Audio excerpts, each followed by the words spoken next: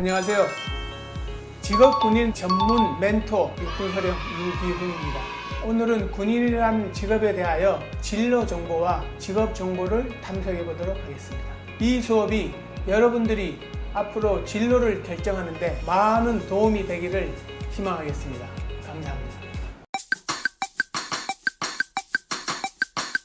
대한민국은 이러면 국방부 예하에 육군, 해군, 공군 이렇게 나누는데 이제 육군은 우리나라 한반도의 땅을 지키는 군인들을 육군이라 하고 이 삼면이 둘러싸여 있는 이 바다를 지키는 군인을 해군이라 그리고 하늘 우리나라의 영공을 지키는 군인들을 우리는 공군이라고 합니다. 직업군인은 적어도 이제 10년 이상 군대 생활을 한 사람을 직업군인이라죠. 뭐 한 7년, 8년, 5년 하는 사람들은 장교 또는 부사관으로 의무 복무를 한다고 생각을 하면 되겠습니다. 지금 현재 우리는 남북이 대치하고 있기 때문에 대치 상황에서 조국을 지키고 부모, 형제와 또 우리 나라를 지킨다는 그런 사명감을 가지고 있는 이러한 일들을 하고 세계 평화에 이바지하기 위하여 군인들이 꼭 필요하기 때문에 이러한 일들을 하는 것이 바로 군인이 하는 일이 되겠습니다. 저는 강원도 동해안에 있는 어촌에서 태어나가지고 참 어렵게 힘든 가정에서 태어났어요. 중학교까지는 졸업을 하고 고등학교는 집안에 형편이 안 좋아가지고 고등학교는 정규고등학교를 가지를 못했어요. 못하고 이제 그 당시에는 지금 여러분들도 잘 알다시피 방송통신고등학교가 그때 처음으로 우리나라에서 법제화돼가지고 제도적으로 시행을 하는 그 찰나에 제가 방송통신고등학교에 들어가게 됐죠. 3년을 다니고 나서 검정고시 자격시험을 봅니다. 검정고시 자격시험에 합격을 해서 이제 대학교를 가야 되는데 또한 어떤 여유가 안 되다 보니까 공부는 하고 싶은데 어떻게 하면 대학교를 갈 수 있을까라고 고민한 결과 그 당시에 육군 3사관학교라는 그 사관학교 2년을 마치면은 육군 소위로 인관하는 그러한 제도가 있어서 사관학교 입교하면서부터 우선 가정 형편이 어려워서 이제 군인이 됐는데 사실 직업군인이 돼야 되겠다는 생각은 육군 중위 때 이제 그런 생각을 하게 됐어요. 제가 이제 모시던 지휘관이 진짜 나의 멘토 같은 군인이다, 멋있다라고 했는데 이 사람이 하는 모습을 보니까 형식적으로 하는 군 생활이 아니라 진짜 나라를 지키는 충성심, 부모, 형제와 조국을 지킨다는 이러한 어떤 사명감을 가지고 나도 한번 해봐야 되겠는데 그리고 내 성격과 적성과 취향에 맞아서 중2 때 제가 결심을 하고 장기 복무 지원을 해서 선발이 되면은 이제 10년 이상 할 수 있는 직업군인이 되는데 그때 제가 이제 선발이 돼서 직업군인의 길을 걷게 됐습니다. 이제 육군 소위로 인관을 해가지고 전후방 각지에서 소대장, 중대장 그리고 참모 역할도 하면서 때에 따라서는 육군 훈련소 아니면 육군 종합행정학교에서 교관으로서 장교, 부사관 또 병사들에 대한 교육도 시키고 그런 업무를 하면서 23년 군 생활을 마치고 전역을 하게 됐죠. 그래서 저는 이제 운이 좋게 이제 23년 군 생활을 마치고 2005년도에 전역을 하게 됐는데 서울에 있는 유명한 모 대학에 또 바로 취업을 할 수 있게 되었습니다. 그래서 취업을 하면서 열심히 대학에서 대학교에 다니는 학생들에 대한 또 병무 상담, 또는 예비군 훈련, 또는 대학교에 있는 직원이나 교수들에 대한 민방위 훈련 등을 가리키고 지도하고 담당하는 그런 업무를 하다 보니까 매년 서울교육청에서 주관하는 2박 3일 동안 장래 진로 체험이라는 교육을 하는데 그때 멘토로 요청이 들어와가지고 동대문 DDP에서 멘토 활동을 하다 보니까 또 인연이 돼가지고 지금 이제 전국적으로 이렇게 멘토 활동 및 강의를 하게 됐습니다. 2019년도에는 중학생 같은 경우는 직업군인이 직업선호도가 7이었는데 2020년도 작년도에는 직업선호도가 4위로 올라왔어요. 4위. 그리고 고등학생 같은 경우는 2019년도에는 직업선호도가 5위였는데 작년도에는 4위로 올라왔어요.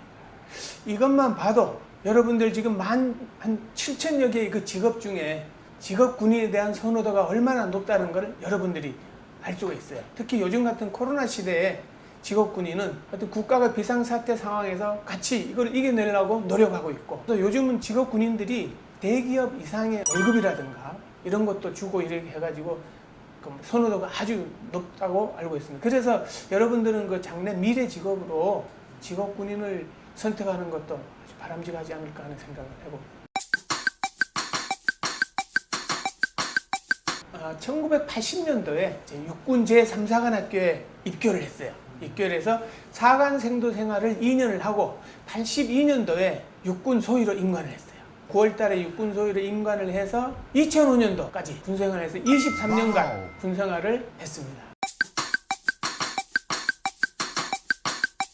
여러분들 직업군인이 되기 위해서는 무슨 학과, 무슨 학교에 나와야 되는지 많이 궁금해 하실 텐데 걱정 전혀 안 하셔도 돼요. 여러분들이 다니고 있는 학교나 학과에 상관없이 여러분들의 적성과 취미 그리고 여러분들의 잠재되어 있는 역량 이러한 것들을 한번 다 꺼내놓고 이제 보면서 나는 직업군이 되면 육군이 좋아 하면 육군에 그냥 선택하면 되고 공군이 좋다 하면 공군에 관련된 걸 선택하면 되지 무슨 학교에 가서 무슨 학과를 선택해야만 직업군이 된다라는 그런 건 없으니까 여러분들 부담 안 가지셔도 되겠습니다. 지금도 생각하지만 후회 없는 군대 생활을 했고 직업군이라는 것이 사회에서 인정받고 또 인정받는 만큼 거기에 대한 내 자신의 자존감이 올라감으로 인해 가지고 직업군이 좋다라는 것을 주위에 있는 모든 사람들에게 자랑하고 다닐 정도로 했고 순간순간에 힘들고 어려운 점도 있었지만 요즘 직업군인이 아닌 일반 직장이나 사회에서도 생활하다 보면 있을 것이라 판단되니까 저는 보람된 걸 더 많이 느끼고 했지 힘들었다는 거는 잘 기억이 나지 않습니다. 장교는 주로 하는 일이 쉽게 말해서 일반 병으로 들어오는 병사들을 관리하고 교육시키고 지휘 통솔해서 이 병사들이 무사히 군생활을 마치고 사회에 환원될 수 있도록 하는 게 장교로서의 책무고 그리고 이제 부사관 같은 경우는 병사들과 장교의 교량적 역할 쉽게 말해서 여러분들 지금 학교에 다니고 있지만 학교에서 장교는 선생님이라 보면 되고 학생들은 일반 병이라고 생각하면 돼요. 선생님과 학생들을 교육을 잘 받고 잘 할 수 있도록 중간에서 행정을 지원해주는 행정실 직원 선생님들처럼 부사관은 행정 지원, 보급 지원, 시설물 관리 등등을 하는 게 부사관들이 일이 되겠죠. 일하는 장소는 보면 육군은 육지에서 할 수 있는 모든 지역에서는 다 근무를 해요. 안산역에도 지금 보면은 사단 얘기하면 안 돼요. 시내에도 군 부대가 존재하듯이 장소는 어느 지역이나 다 위치해 있고 해군은 바다가 근무 장소가 되는데 주로 함정에서 근무를 많이 하고 육지에 들어오면은 그 해군 기지 있는 데서 근무를 하게 되죠. 그리고 이제 공군 같은 경우는 이제 영공을 지키면서 전국에 있는 비행장 위주로 근무를 하게 됩니다. 요즘 장교 및 부사관들 얘기를 들어보면은 아주 많이 개방되고 편하게 근무를 하는 걸로 알고 있어요. 그렇다고 해서 편하게 근무한다고 해서 장교나 부사관들이 많이 나태해진 건 아니라고 생각을 하고 예전에는 그래도 우리나라가 좀 어려웠지만은 요즘은 부대에서 휴가를 가라고 할 정도로 억지로 휴가를 가라고 할 정도로 근무 여건도 많이 좋아지고 장교나 부사관에 대한 출퇴근, 복지 이런 게 잘 되고 있다는 것을 알고 있습니다. 즐거웠고 보람되었던 일들은 젊은 병사들과 함께 뛰면서 예를 들면 체육대회라든가 아니면 훈련이라든가 이런 것을 하나하나 이루어 나갔을 때 병사들과 진짜 정의를 느끼면서 이 하나하나의 어떤 목표를 실현하고 달성되는 것 했을 때 진짜 보람을 느꼈습니다. 병영 생활에서는 장교, 부사관, 병 할 것 없이 요즘은 보면은 하루에 1시간 정도는 체력 단련, 즉 체육 활동을 같이 하고 좀 특수부대 같은 경우는 체육 활동을 3시간, 4시간씩 이렇게 많이 하는 데도 있는데 직업군인이 된다고 해서 병사들과 따로따로 행동하는 것이 아니고 병사와 같이 하나가 돼가지고 어떤 공동의 목표를 달성하기 위해서 같이 운동하고 같이 훈련하고 같이 작전한다라고 생각하시면 되겠습니다. 기억에 남는 많은 사건들이 있는데 그 중에서 2가지가 딱 생각이 나는데 그게 2004년도 그 강원도 고성에 이제 북한 지역에서 이제 그 산불이 먼저 났어요. 북한 지역에서 먼저 산불이 나왔고 DM 철책선을 타고 넘어서 그 산불이 이제 우리나라까지 이제 넘쳐와서 우리나라에서 그게 같이 번지고 해서 강원도 그 동해안이 전부 다 타버려 가지고 그때 제가 그 부대에 근무를 했는데 진짜 출퇴근 못하면서 산불 진화하는 작전을 지휘하고 통제하던 그런 기억이 나고요. 여러분들 그 강릉 안인진리 잠수함 사건이라고 해서 북한에서 잠수함을 타고 우리나라에 침투를 하다가 그 안인진리 그 바닷가 해변에 잠수함이 걸려가지고 간첩들이 그 산 지역으로 도피함으로 인해 가지고 그 간첩 작전을 수행하면서 한 2-3달 동안 강원도 지역 전 지역이 그냥 그때는 비상이 걸려가지고 작전을 하던 그런 기억이 납니다. 어렵거나 힘들었던 점들은 이렇게 네. 보면은 병사들과 함께 훈련을 하거나 작전을 할 때 이러한 부분이 순간순간에 잘 이루어지거나 안 이루어졌을 때 그때 어렵거나 힘들었지, 직업군인이라는 이 직업에 대해서 제가 이게 너무 힘들다 어렵다라는 것은 저는 느껴보지 못했어요. 그래서 직업군인이 뭐 다른 데도 마찬가지, 직업이라는 것은 다 힘들고 어려운 점이 있으니까 직업군인이라고 해서 너무 어렵고 힘들다 생각하면 안 되고요. 이제 여러분들 같이 예를 들어서 의무 복무를 해야 되는 일반 병사들 같은 경우는 어떻게 보면 나라에서 여러분들이 오기 싫은데 와라 해가지고 하는 거니까 그러한 부분이 좀 힘들고 어려울 수는 있어요.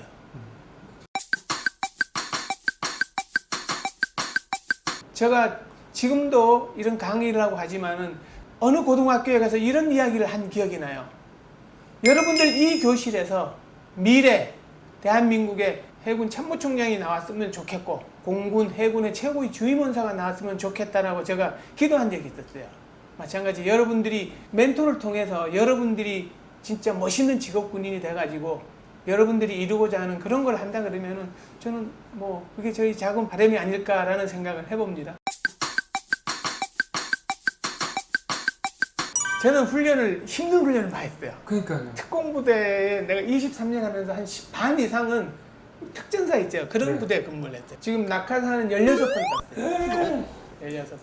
그래서 중2 때 처음 이제 특전사에 이제 그 공수교육을 4주 동안 받는데 여름에 받았어요. 여름에 받았는데 중2 때니까 그때 한 24살, 5살 정도.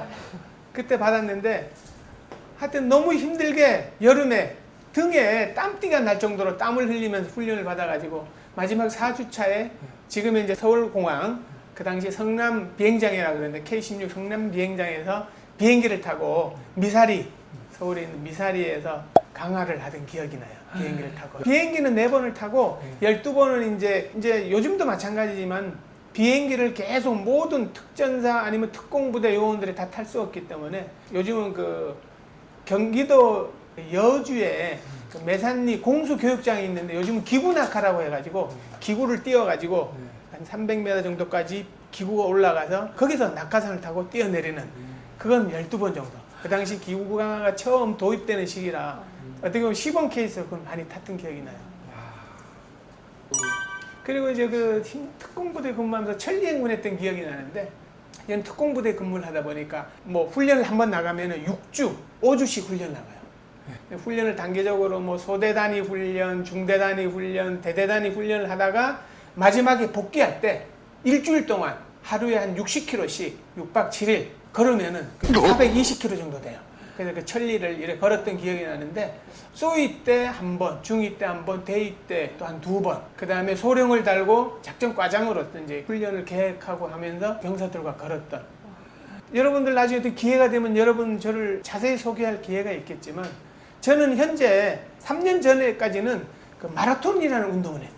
마라톤 한 2, 3년을 했는데 풀코스 42.19 풀코스를 제가 뛴 게 지금 한 25번 정도, 25일 정도 되고 뭐 하프 코스는 여러분들 알다시피 21.0975km라고 하는데 이 하프 코스는 한 수백 번을 뛰어서 지금 몇 번을 뛰었는지 그 뛸 때마다 주는 메달을 모았는 게 지금 뭐 수백 개가 돼서 모를 정도로 이렇게 많은 마라톤을 했어요. 근데 이 마라톤을 하게 된 그 체력은 군 생활을 하면서 병사들하고 같이 하나가 돼서 뛰고 달리다 보니까 얻어진 체력이고 요즘은 그 마라톤도 2, 3년 하다 보니까 이것도 좀 지겨워서 종목을 바꿨는데 여러분들 혹시 철인삼종이라는 운동 아세요? 철인삼종이라는 게 보면은 수영, 그 다음에 사이클, 그 다음에 마라톤 3가지 운동을 이어서 하는 운동을 우리 철인삼종이라는데 뭐 아마 운동 중에서는 최고의 뭐 힘든 운동이라고 얘기하는데 저는 이제 3년 전부터는 철인 3종으로 전향해가지고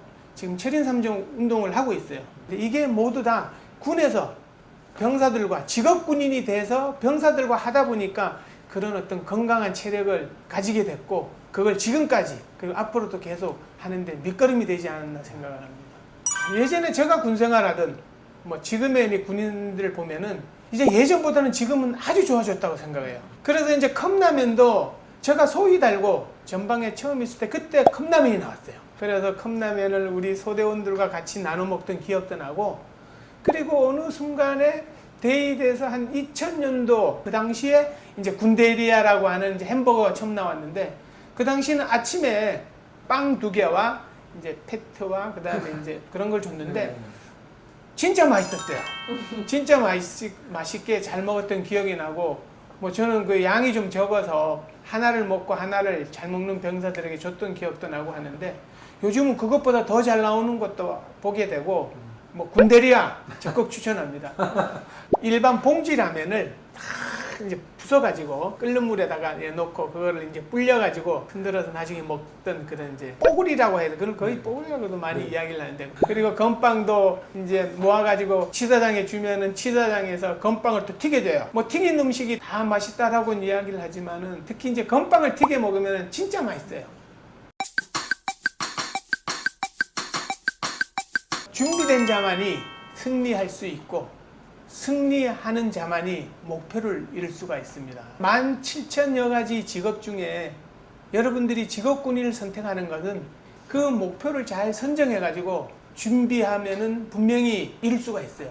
이루면은 또 다른 최고의 목표, 즉 높은 계급으로 갈 수 있는 그런 거를 이룰 수가 있다고 생각을 해요. 여러분들이 지금 힘들고 어렵더라도 더 노력을 배가하면은 분명히 이룰 수 있고, 검이 짧으면 일보 전진하라는 말이 있듯이, 여러분들 지금 어떤 그 공부라든가 체력 수준이 좀 짧더라도 저 노력을 해서 앞으로 나가면은 분명히 그 뜻은 이룰 수가 있습니다.